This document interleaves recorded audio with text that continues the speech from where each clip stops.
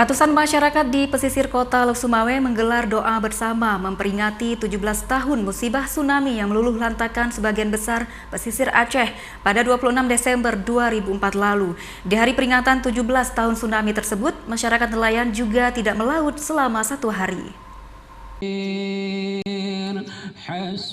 Masyarakat Kota Lok Sumawe menggelar doa bersama memperingati 17 tahun musibah tsunami yang dipusatkan di TPI Pusong Lama. Acara doa tersebut digelar secara sederhana di bawah tenda. Dalam doa tersebut, masyarakat yang berdoa sebagian melinangkan air mata. Doa bersama serentak dilakukan di setiap kabupaten kota di Aceh untuk mengenang tragedi tsunami yang memporak-porandakan sebagian pesisir di Aceh. Setelah membaca zikir dan tahlil, kemudian berdoa bersama yang dipimpin langsung oleh Tengku Mukhtarudin.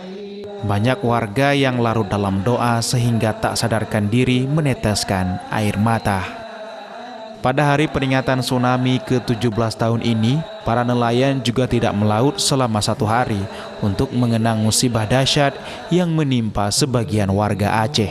Selalu merefleksi keadaan di sini dan juga masyarakat yang ada di seputaran sini dengan tujuan agar masyarakat kita mengenang kembali peristiwa sejarah ini untuk mereka, dengan tujuan mereka terus taat kepada Allah dan terus menjadi bangsa yang baik insyaallah.